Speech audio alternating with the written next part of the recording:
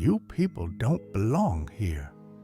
The words dripped with disdain as Chloe, the young white waitress at a high-end downtown restaurant, glared at Maria Carter.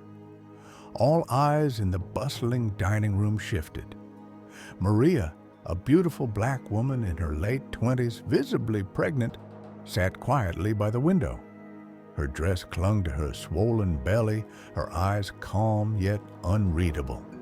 She didn't respond.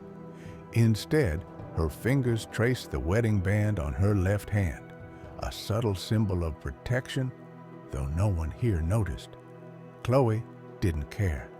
Before we continue, tell us where in the world you are watching from. Drop it in the comments below. And if you enjoy this story, don't forget to like the video and subscribe for more powerful content like this. To her, Maria was just another outsider who didn't deserve to be in this luxurious place.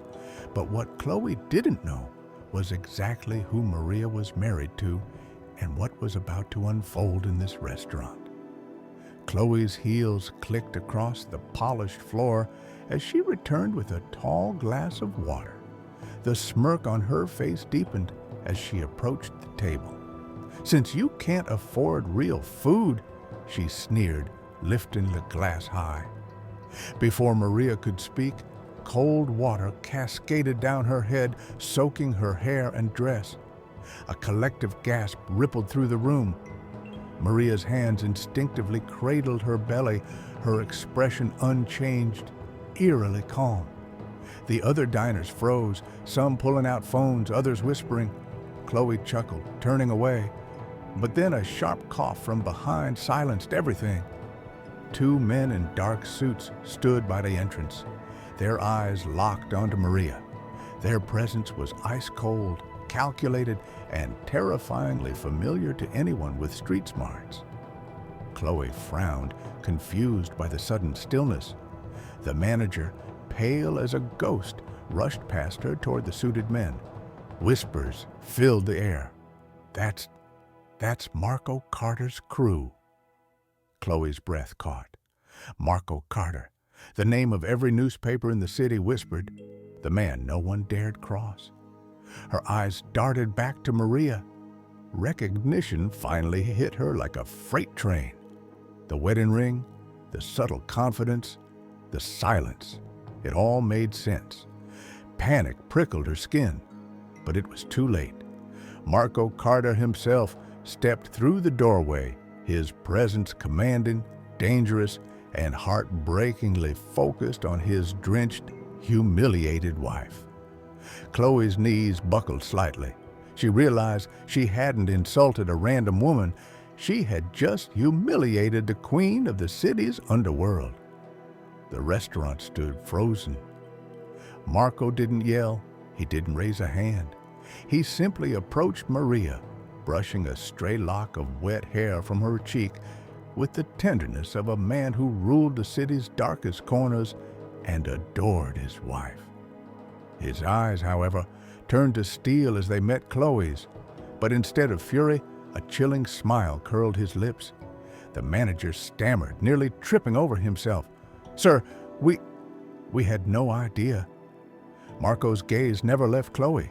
His words, low and measured, silenced the room. Ignorance has consequences. Chloe's hands trembled as the manager whispered in her ear. Within seconds, her apron and name tag were stripped away. The once confident waitress stood exposed, humiliated, knowing she had just destroyed her life. Maria rose slowly, her soaked dress clinging to her form. She said nothing, offering Chloe a calm, almost pitying glance before slipping her arm through Marco's.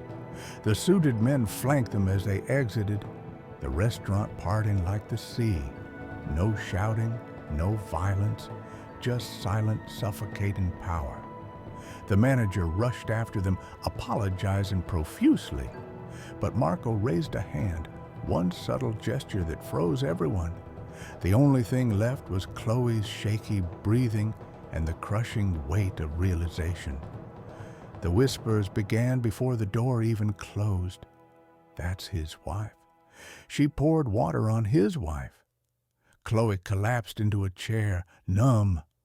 Across the window, Marco's car disappeared into the city night. Maria's silence would haunt her far longer than revenge ever could. Her job was gone before the day ended, and word spread quickly through the service industry. One impulsive act, rooted in judgment, had unraveled not just her career, but her sense of safety. She learned painfully that small acts of hate carry disproportionate power, and that the cost of impulsive judgment can be lifelong.